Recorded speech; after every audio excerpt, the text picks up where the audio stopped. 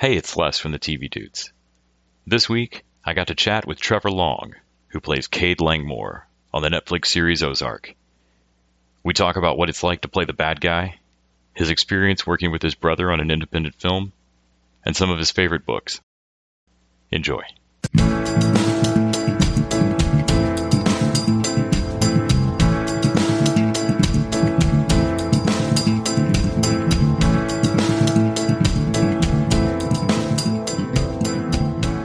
How are you, man? I'm doing great. Thanks for taking the time today. I really appreciate it. So you're playing Cade Langmore on Ozark, who is just a awesome character and great addition in season 2 to see you do more. Oh, thank you. Can you tell me a little bit about playing Cade? I mean, when you were a kid getting into acting, did you think someday I'm going to be the menacing patriarch of a crime family? And no. This is actually, in terms of bad guys, this is one of the better roles I've ever played. Lately, I have been doing dark roles, but this definitely takes the cake on in terms of really bad guys, or guys that just do really shitty things. But no, definitely when I, starting out with acting, I always gravitated towards drama. However, I usually played, interestingly enough, the roles that I was really doing were like guys that were sort of weak and very, vulnerable and kind of messed up and trying to get their life together. So those were more the roles that I was doing. And then I started to drift into, the badder guys for some reason. I'm not really sure why. I mean, I guess technically Cade is, putting his life back together, and there's a redemptive, there's a regathering arc. I wouldn't necessarily call it redemptive, but I know you got your, I'd seen in your bio that you got your start young in terms of acting. Can you talk a bit about, was it school plays? What first got the bug? So I did a lot of musicals as a kid, and I was a tap dancer, and I can't really sing solos at this point, but, that's what I got into. And the first thing that really got me into the bug was probably doing a show called Chorus Line, as you know that show. Oh, yeah. And I took on a very challenging role for a kid, growing up in a very kind of conservative area. And I played the role of Paul San Marco. I was like an athlete in school and all that stuff, and the role was a challenge. He's the gay character in the cast who's struggling with his identity. And so as a 15-year-old kid to take that role on was daunting, but I just loved it so much. I went and I saw the production down in Pittsburgh at the Pittsburgh Public Playhouse, and I just was crying. I was like, oh, my God, I have to do this. And the guy who played the part I played was just incredible and broke my heart. And I was like, I'm going to do it. And that's when it really, and then people received it really well. And that kind of got me like, this is something, Do you remember what decision made it feel serious as far as moving from, I like to do this on stage to I'm going to do this professionally? Right. Yeah. Yeah. I went to college. I got my BA in international business. And I'd say, I was doing like moonlighting acting on the side, and, I broke into the theater clique, and I would do some of their classes, and I started doing some of the plays. And I'd say about my junior year in college, I'm like, I think I want to do this professionally. And it was such a moment of just, it just kind of hit me. And I sat down with the head of the department at Brown Theater Department, and I said, I think I want to go study acting. And he said, I think you're talented. If you're going to do this, here's 3 teachers in New York. You go with either one of them, these 3, and start training. And I chose Bill Esper, who is a fairly large teacher out here in New York, and started training with him. He's a Meisner teacher. And I put myself in the conservatory, and then 1 year into it, I said, I think I want to go get my master's in acting. And he was the chair at Rutgers. So I did a 3-year program, got my MFA in acting. And that's when I knew I was, like, taking it seriously. Can you talk a bit about the audition for Ozark? Yeah. I mean, so that was interesting because Chris Mundy is the showrunner, and I had done a show with him called Low Winter Sun for AMC back in 2013. And I called Chris, randomly in the summer because I knew he was doing Ozark, and I said, hey, I'd love to come in.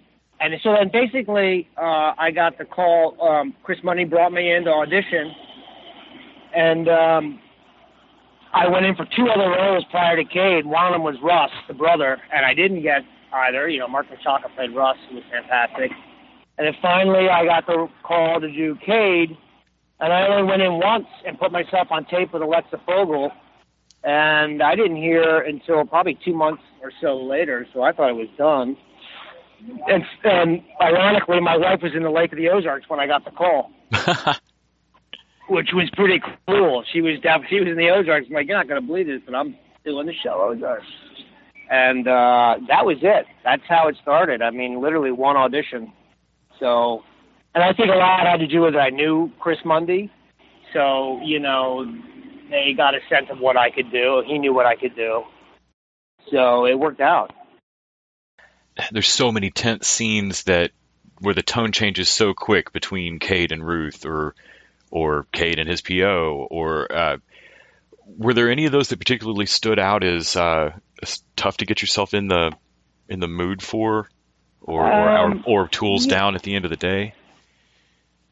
Yeah, there were some. The scene that was rough. There were a couple scenes I was really nervous about. Obviously, the ones where I get a little violent with Ruth. Obviously because of the violence of it.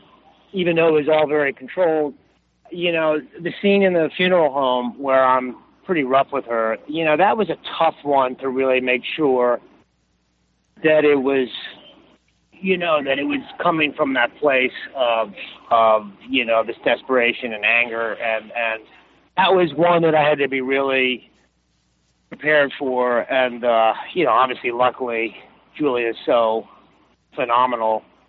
And then one other scene that really stood out, too, which was a difficult scene, mostly for her, but it really surprised me, was the scene in the truck with her after she breaks down in front of me because we failed on the stealing of the boat part. And that was just the director was so good. Alex Sakharov just was so good with us, and I was just amazed at what Julia did.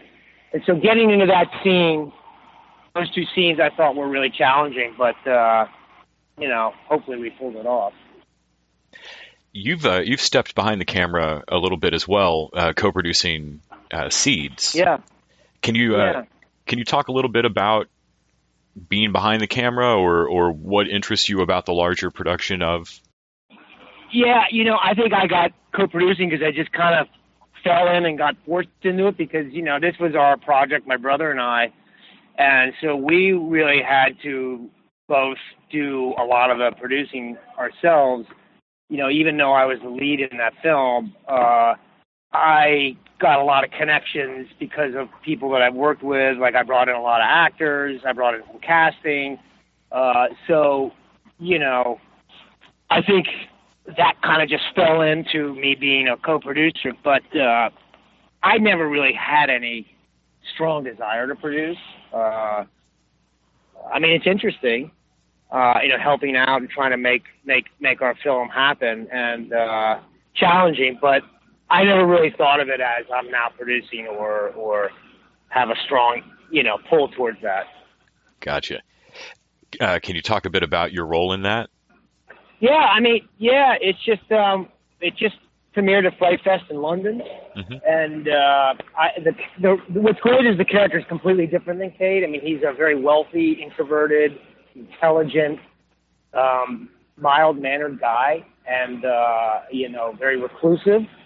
and he starts to spiral out of control. He retreats to his family home and takes care of his niece and nephew, and his demons are starting to confront him, and you're not sure if he's really being haunted by this external creature or if it's a manifestation of his own crazy mind deteriorating. And he has to face these forbidden desires that he has, and he's haunted by it, and he starts to crumble and deteriorate. And so that was a very internal role, very simple physicality, and so everything had to be registered internally. So that was very challenging because there wasn't a lot of meat on the page of dialogue, and so that was a very, very interesting. And in fact, that was the role that scared me the most of any of them, just because I didn't think I could pull it off, to be honest. But I think we did well. Do you ever have moments of looking at your brother and going, I have to do what? Yeah. Oh yeah. There were definitely moments. He was very good, and I was nervous about working with him because it can affect the relationship, obviously. But he was great and knew exactly what he wanted, and we had many, many dialogues over the character and the scenes. We spent a long time getting ready for this, so... and luckily, I had like 3 months to prepare, so I worked with my coach from Australia, and I lost a ton of weight. You wouldn't recognize... if you saw me in that and saw me on the street today, you'd have no idea it was me, because I'm just this weak, kind of sickly-looking guy. But, yeah, there were times when I'm like, really? But we talked it through, and we got through it, I'd seen in your bio that you're an avid reader, and I wanted to ask if you had anything interesting on your nightstand right now. Yeah, there's so much I want to read. I'm reading Stephen King right now, a Lissy story. I got into Stephen King this summer again. Same here, yeah. I don't know why.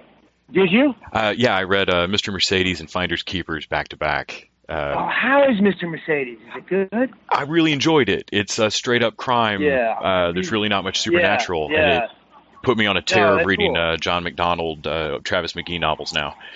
Oh, wow. Which, if you've ever read those, they're fun. But I've heard of them.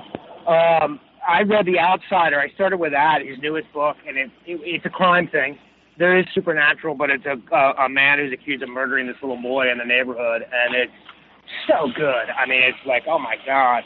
And then I did have you ever read It? I just read that this summer. Yes. That's like a 1,500-page book, and I was like blown away by it. I ripped through it in a couple weeks. I read that. Good. I read that at scout camp in an A-frame Army surplus tent by flashlight. I don't think I could have ever done an author a bigger favor in terms of setting the stage for a book. Yeah. That's fantastic. Hey, if you're going to read it, that's the way to read it. If you're going to do it, turn all the lights off and do it right.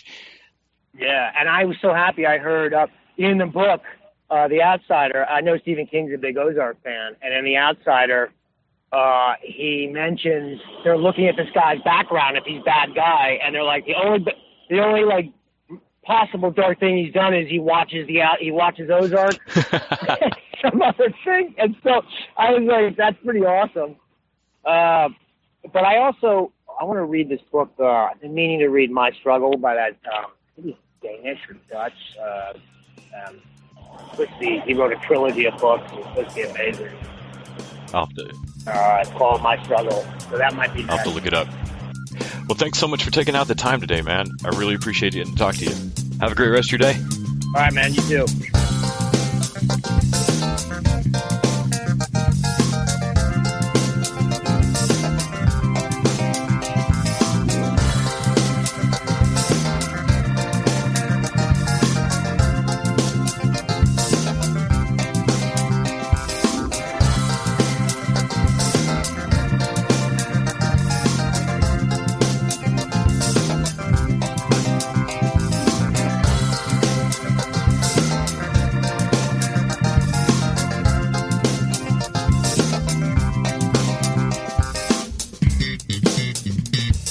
The TV Dudes is an independently run podcast and a member of the Electric Sweater Podcast Network. We are exclusively listener-supported. If you'd like to help us out, go to patreon.com/tvdudes. You can like us on Facebook and Twitter at TV Dudes. All the music for our show is by our friend and original TV dude, Gregory J. Amani Smith. To find out more about us, go to thetvdudes.com and electricsweater.com. I'm Grant Davis. Thanks for listening.